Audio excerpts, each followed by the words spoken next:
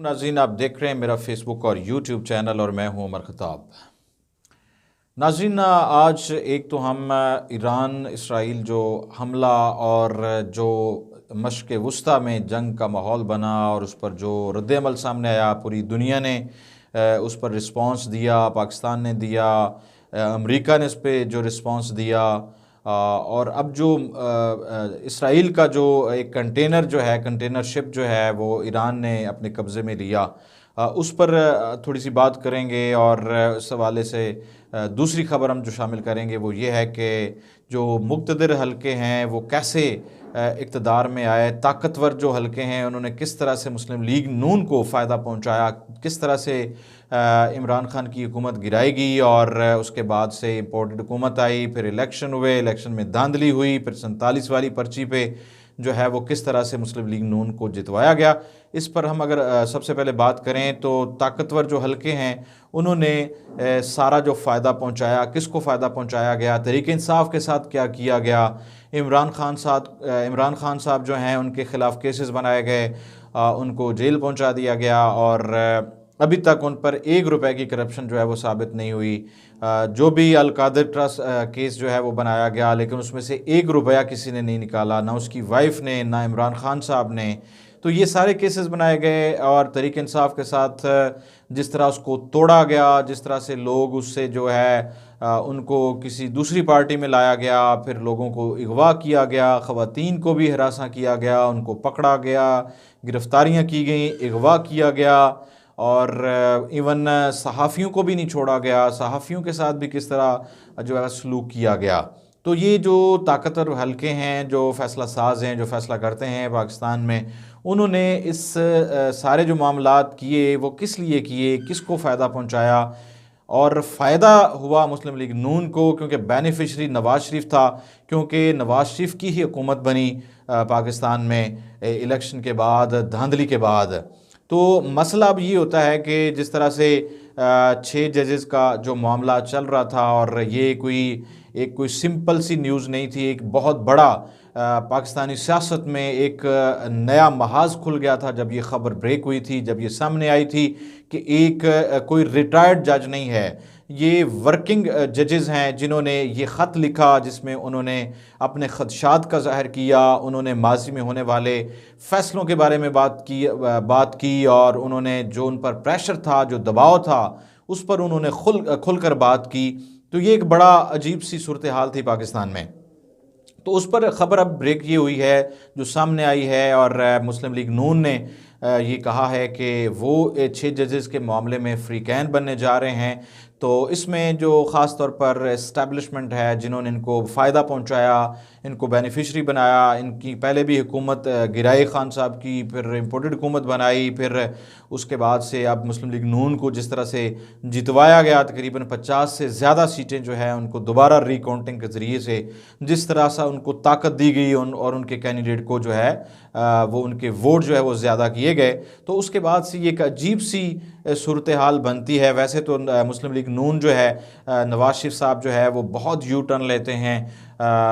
वक्त मतलब देर नहीं लगती, वो जनाब अपना मौका बदल लेते हैं। जब लंदन में बैठे हुए थे वहाँ से पार्टी को चला रहे थे, लंदन प्लान खान साहब भी कहते थे कि लंदन प्लान जो है ये हिस्सा जो है, ये एक्शन जो है लंदन प्लान का हिस्सा है। तो उसी तरह लंदन में बैठ के नवाज शरीफ साहब जो हैं वो वहाँ पर फैसले करते थे, वहाँ पर पार्टी को डिक्टेट करते थे, बैक पे नवाज शरीफ साहब होते थे और यहाँ पर आगे से जो है वो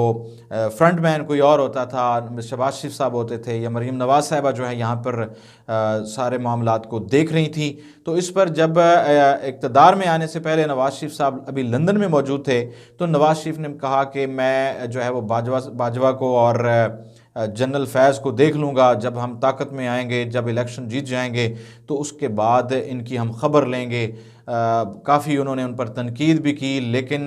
चंद दिनों के अंदर अंदर शहबाज शरीफ साहब, छोटे मियाँ साहब जो है वो लंदन तशरीफ़ ले जाते हैं और नवाज़ शरीफ साहब को जो है वो तफसीलात से आगाह करते हैं कि आप किन के ख़िलाफ़ ये बात कर रहे हैं, क्यों तनकीद कर रहे हैं। उनका दिमाग दुरुस्त होता है, उनको असलियत बताई जाती है कि वो हमें फेवर कौन दे रहा है, हम कौन से मामलात में हैं, तो वो बहुत जल्द ही विदिन अ डेज़ आप कह सकते हैं कि नवाज शरीफ साहब ने अपना जो है वो यू टर्न लिया, अपने मौक़िफ़ में तब्दीली लेकर आए। बाद में नवाज शरीफ पाकिस्तान आते हैं और जिस तरह उनको इस्तकबाल किया गया, प्रोटोकॉल दिया गया, सारी मशीनरी को इस्तेमाल किया गया, जैसे कोई वज़ीर आज़म पाकिस्तान में आ रहा है लेकिन एक मफरूर था जिस पर इल्ज़ामात थे, जिस पर केसेस थे और अदालत से मफरूर था, एक इलाज की घर से पाकिस्तान से बाहर गए थे, लेकिन उसके बावजूद उनको इतना प्रोटोकॉल दिया गया उनके लिए, जिस तरह से शाही किला में उनको प्रोटोकॉल दिया गया। तो ये एक खुला तज़ाद भी है और खुला मजाक भी है इस मुल्क के साथ, इस रियासत के साथ, इन सब अवाम के साथ। तो अब सवाल ये उठता है कि वो नवाज शरीफ साहब जो है, जिनको बेनिफिशरी बनाया गया, जो इतनी ताकत नहीं रखते कि वो रिटायर्ड जो ऑफिसर थे उनके ख़िलाफ़ वो कुछ नहीं कर सके। जब इक़्तिदार में आती है मुस्लिम लीग नून तो उसके बाद से कभी भी नवाज शरीफ साहब की ज़ुबान से वो अल्फाज नहीं निकले, ना बाजवा साहब के बारे में उनके ख़िलाफ़ निकले, ना फैज़ साहब के बारे में कोई उन्होंने बयान दिया, ना उन्होंने कोई उस तरह लब कुशाई की जिस तरह उन्होंने वहाँ से धमकी अमेज़ जो है वो बयान दिए थे। क्योंकि जब ये पाकिस्तान आए थे तो इन्होंने अपना मौक़िफ़ तब्दील किया था, अपना बयानिया बदला था, बड़े मशवरे लिए थे कौन सा बयानिया अपनाया जाए, अवाम के सामने क्या चूरन बेचा जाए। तो काफ़ी लोगों ने कई मशवरे दिए लेकिन कोई चूरन काम ना आया। जब शहबाज शरीफ जो है वो अपने हल्के में जाते हैं, वहाँ पर उनकी बड़ी खातिर की जाती है, उनकी गाड़ी पर चढ़ दौड़ती अवाम, और मरियम औरंगज़ेब साहब के साथ क्या होता है, किस तरह नाजेबा वाक़या सामने आता है। तो ये सारे मामलात ढके छुपे नहीं हैं। अवाम के अंदर एक गुस्सा है, अवाम के अंदर एक जोश था, एक जज्बा था, तब्दीली के नाम पर तब्दीली का एक नारा था जिसको लीड कर रहे थे खान साहब, PTI उसको लेकर चल रही थी। लेकिन PTI की हुकूमत जो है वो उसमें कोरोना की जो लहर दौड़ी और मामलात कुछ और होते गए, और उस पर मुस्लिम लीग नून ने काफ़ी उसका फ़ायदा उठाया। मुस्लिम लीग नून ने कहा कि जो है खान साहब जो है वो ना महंगाई में कमी ला रहे हैं और अवाम की किस्मत जो है वो नहीं बदल सकते। खान साहब की जो तब्दीली का नारा है वो ठुस हो गया है और कोई कामयाबी नहीं है, अवाम के लिए कोई खुशखबरी नहीं है। हम दोबारा हुकूमत में आएंगे, हम नहर की, शहद की नहरें जो है वो बहा देंगे। लेकिन उनकी हुकूमत आ चुकी है लेकिन ऐसा कुछ भी नहीं हुआ। आटे के थैलों पे तस्वीरें लगा देना, अपनी तशहीर और अपने अरबों रुपए इस पर खर्च कर दिए, लेकिन अवाम के लिए कुछ भी नहीं है। बिजली महंगी है, पेट्रोल महंगा कर दिया गया है, डीज़ल महंगा कर दिया गया है। अब सवाल ये पैदा होता है कि ये है इनकी औकात, ये है इनकी असल हकीकत, ये है इनका जो पोल खुल गया है, ये नंगे हो चुके हैं अवाम के सामने। अवाम अब जानते हैं, अवाम को खान साहब ने सियासत का पता बता दिया है, खान साहब ने उनको शऊर दे दिया है कि आपने किसको वोट देना है, आपके राइट्स क्या हैं, आपकी जो है एक सियासतदान जो एक लीडर होता है उसकी रिस्पॉन्सिबिलिटीज़ क्या होती हैं, और उन्होंने किस तरह उसको जो है वो परफॉर्म करना होता है, कारकर्दगी जो होती है। तो वो कारकर्दगी आप देख लें, पंजाब में भी देख लें तो कारकर्दगी उनकी ज़ीरो आती है। तो अब सवाल ये आता है, इस्टेब्लिशमेंट के लिए भी बड़ा एक अजीब सी सूरत हाल है कि उन्होंने इनको जो फेवर दी, जिस तरह से इनकी बैक पे थे, जिस तरह से ये हुकूमत लाई गई, लेकिन अब वही हुकूमत जो है वो फिर से अपना मौक़िफ़ तब्दील कर चुकी है। नवाज शरीफ के तेवर जो है वो बदले हुए नज़र आते हैं। अब एंटी इस्टेब्लिशमेंट बयानिया जो है वो बनाने के लिए, पहले भी मैंने अपने एक व्लॉग में ये आपको बताया था कि जो नून लीग हुकूमत है ये कोशिश कर रही है कि एक नया बयानिया बनाया जाए, एक नया चूरन जो है वो तैयार किया जाए, एंटी इस्टेब्लिशमेंट बयानिया, ताकि अवाम के दिलों में हम जो है वो घर कर सकें। लेकिन ऐसा मुमकिन नहीं है, पहले जैसे हालात कुछ भी नहीं है। कई दिहाइयों से इन्होंने पाकिस्तान के साथ, अवाम के साथ जो खिलवाड़ किया है, अब पाकिस्तान के अवाम जो है उनमें शऊर आ चुका है। लेकिन लम्हा फ़िक्रिया ये है कि वही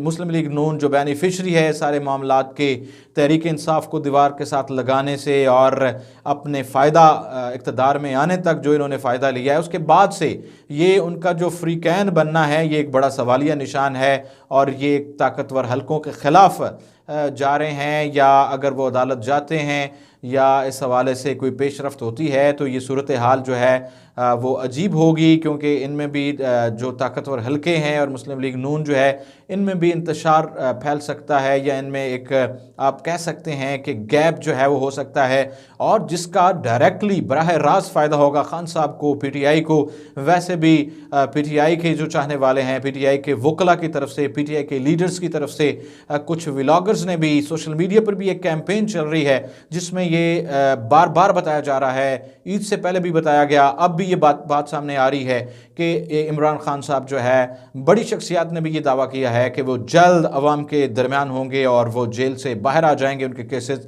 ख़त्म हो जाएंगे। लेकिन बार बार से ये एक सोच और फिक्र की बात यह है कि मुस्लिम लीग नून आखिर जो है वो करने क्या जा रही है, और आए दिन उनका बयानिया जो है वो तब्दील हो जाता है, और अपनी मतलब आने वाले दिनों के बारे में वो प्लानिंग कर रहे हैं कि अगला अगर इलेक्शन होता है तो उसमें वो अवाम को किस तरह से बेवकूफ़ बनाएंगे। तो ये अवाम को अब चाहिए कि अवाम के अंदर, जिस तरह से खान साहब ने एक तब्दीली का नारा लगाया, और अब पढ़े लिखे अवाम हैं, सोशल मीडिया का दौर है, अवाम में अब शऊर आ चुका है, तो आप नाजरीन से इल्तमास है कि आप गौर कीजिए, जो भी पार्टी आपको सही लगती है, जो लीडर आप समझते हैं आपकी तकदीर बदल सकता है, आपके हालात बदल सकता है, तो उस पर एतबार करें, ना कि लुटेरों पर, डाकुओं पर, जिन्होंने डकैती की, जिन्होंने कब्ज़ा किया हुआ है मुल्क पर, उन पर हरगिज़ जो है वो यकीन ना करें। आप